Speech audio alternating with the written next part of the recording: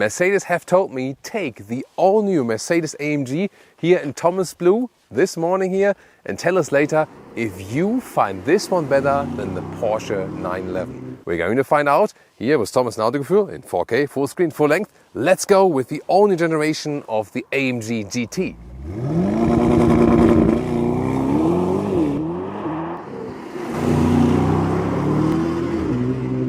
And this beautiful matte color. You can even hear it that it is matte. It's called a Spectral Blue Magno. Yeah, definitely a looker, right? Of course, you can also go for different colors. For example, we have a high-tech silver color for you or a Patagonia red, just two choices. Then the huge Panamericana front grille here lower in the bottom part, vertical AMG fins, so a very aggressive look. And new headlamps, of course, digital light. This is then for more high beam performance. Towards the side profile, 4.73 meters or 186 inches is the length now.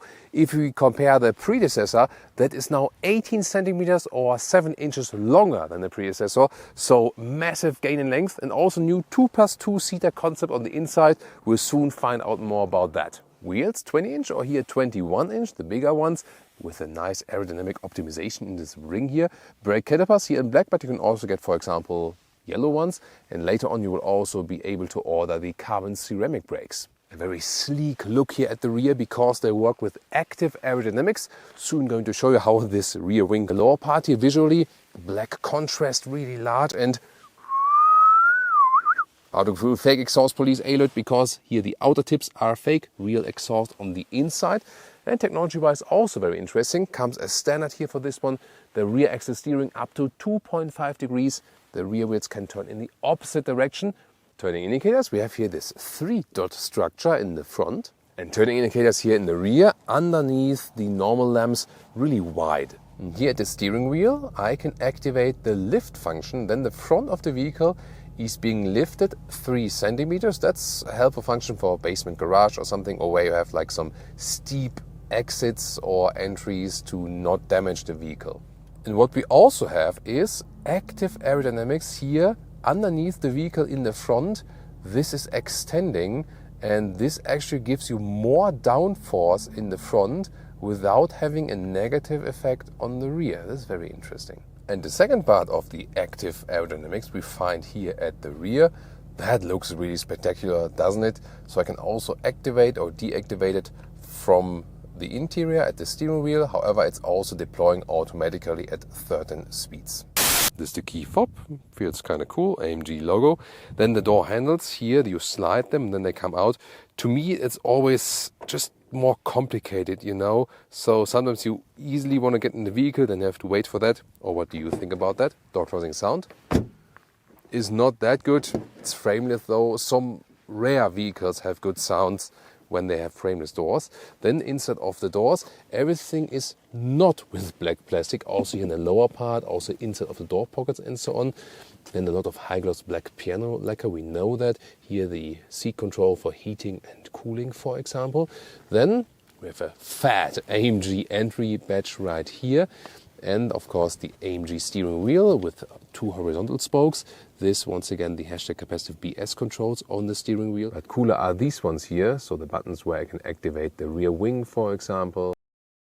Seats, these are the normal sport seats. However, you can also get optional performance sport seats, further bolstering in the shoulder area, and they are also available with micro-cut microfiber. Here the headroom with 189 or 6'2", still some headroom left. This one here is just a manual shade for this glass roof here, that's it. But yeah, I mean, the manual one is actually quite cool. It's just that you cannot open that, and therefore you also have just this blind area where you usually open the panoramic roofs. Interior cockpit overview. We today film from the from the passenger door because it's really impossible even for Michelle to fit in the rear. Then here you can see these air vents are pretty cool, turbine style, and with clicking sound as well. That's nice. Illumination on the inside. Here you can already see something from the ambient lighting. That's pretty cool. Then there's a vertical screen. Middle console, you can slide this one open for cup holders and the inductive charging pad as well as USB-C charging. And here in the middle console, more USB-C charging, more space. Nice clicking sound. And then this command central. I like the shifting pedals. So they're really massive as well. You start, stop, the engine here is kind of like hidden, this button. And then the digital instruments where you also have different stylings available, classic ones, or for example also sport and super sport styling. And you also have a head-up display where you can also change to different view modes. Infotainment system, temperature control is always in the lower part here. For digital control it's actually quite okay. And the speed of the system is actually also decent. Then here you have special performance gauges, for example, where you can take a look at the engine performance. This is here the IWC watch animation, and then you can use this one here, for example, as a start-stop watch. There we go. And last but not least, you have Apple CarPlay, Android Auto, wired or wireless, you can choose that. So what I now did is move the passenger seat that way forward, that it's, like still possible for me to sit here, because I want to know, obviously you can't drive it with 4 tall adults, but can you drive it with 3 tall adults at least? So here we lift up this strap here, like we go. Then it goes forward electronic a little bit. Take a look at the rear. So it's like this small hole, I would say. There's ISOFIX, however, so you can install child seats there, so that is possible. Of course, also like some additional storage, and then let me go inside. There we go. So behind the driver's seat, there is no space at all, basically, so I can definitely not sit here. And also here, I mean, yeah, there is no headroom at all. So you see, no, this doesn't even work for small. It's child seat or storage, that's it. And even if I put the seat backward like this, so even that doesn't work. So no, not at all. This is pure emergency seat, but yeah, I'm not sure. Like maybe 150 meters, 150 maximum or something. However, it makes the trunk more versatile. And here we have 320 up to 675 liters. That's very interesting. So you either have just a wall here, it looks similar, and then you don't have the seat bench option, or you go for the seat bench option, and then you can actually fold that thing right here. There we go. But then you see it kind of gets stuck there. So I have to move my driver's seat forward in order that the rear bench can fold. But then, of course, I don't have much space left in the front.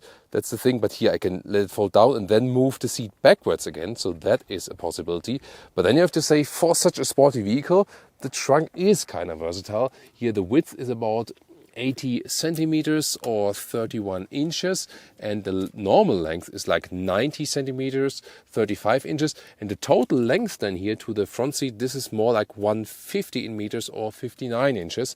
So yeah, definitely more versatile if you go for the seat bench option.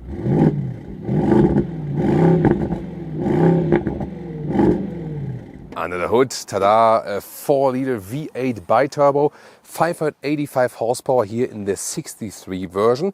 3.2 seconds is the acceleration figure. There will also be a 55 version that is somewhat similar as for the equipment, just a little bit lower in horsepower, 476 horsepower then, and 3.9 seconds in the acceleration figure.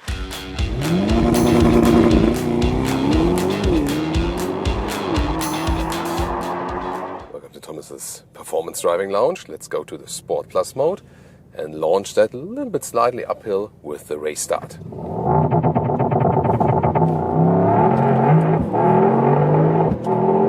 Nope, that's 100 kilometers an hour.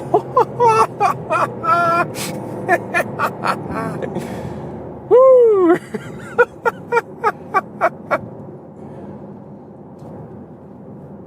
Yes, bro. Awesome. What the hell? Woo! I mean, this vehicle is like a transformer. I mean, at one point it's this really fairly comfortable GT, and then suddenly it becomes this machine, this racing machine. Wow, this is super impressive. And here also in the Sport Plus mode, the suspension is a little bit stiffer, gives me more feedback. AMG Active Ride Control. It also features anti-tilt control, and that means that when I'm here in the corner, for example, in the right corner, The left dampers are being made stiffer by hydraulic systems. They're like all they're connected. It's a very interesting system where then hydraulic is being distributed, and that's why I don't have any leaning to the sides at all. At the same time, the suspension is not super rough or something, you know. It actually gives you decent comfort. So, of course, at the moment the roads are also good. Testing these later on, and what I also feel is that the vehicle feels relatively light, you know, as when we think about like the assistance systems and so on, it gives you room to play. Oh, and that V8 sound here is also lovely. Wow, what a great handling. The steering is also crisp and precise, good feedback. I have a great control over the vehicle. Wow, and yeah, one of the first expectations, great shifting back. Wow, look at that. This is awesome. This is amazing. And also, what a step forward in comparison to the previous generation. This one here is sportier and more comfortable at the same time. And it's really very, very rare that you can achieve something like that for a vehicle, right? So that is something.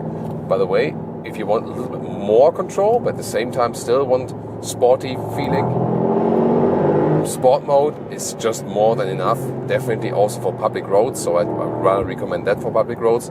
You can always use the shifting pedals yourself, and then shift down yourself, for example, if you want, you know, better shifting movement, for example. So that's always possible. And they've really worked here with the steering setup. So we see that with all new generations of the Mercedes vehicles, that the steering is just better, it's really precise, sporty. At the same time, it doesn't lose comfort. Here, of course, first time with the all-wheel drive, which is a good thing for traction, and at the same time, you don't lose this rear-wheel bias, you know. So even in that race start, they predominantly send all the power to the rear wheels, and just if there is some kind of wheel spin, then also power is sent to the front. So the power that is sent to the front is not that huge that it doesn't lose its characteristic, and maximum would actually be 50-50, so 50 rear, 50 front, but that's once again only when you really lose the traction in the rear, when so much power can also be put to the front wheels. So this is more or less still a rear driven vehicle. One more time, guys, and look here at the graphic also in the central display.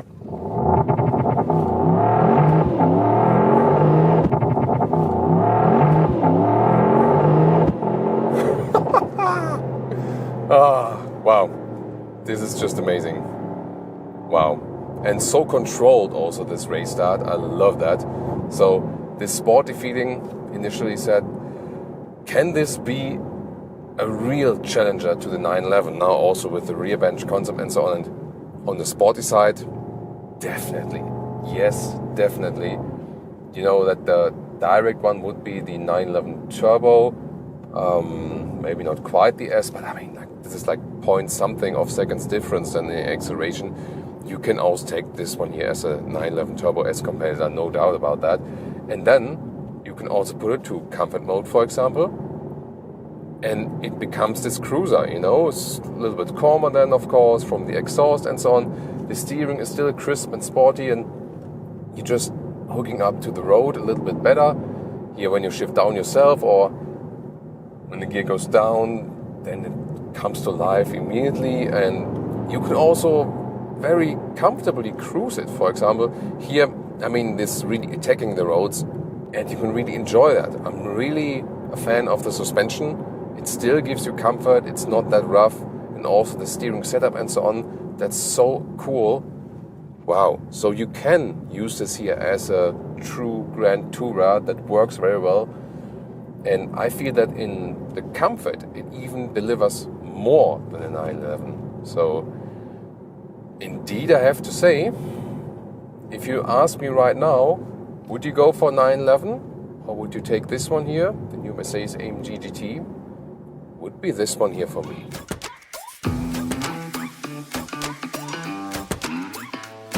And of course, you are very welcome to compare our Porsche 911 episodes and tell me what you think, or check out the different color here of the new AMG GT.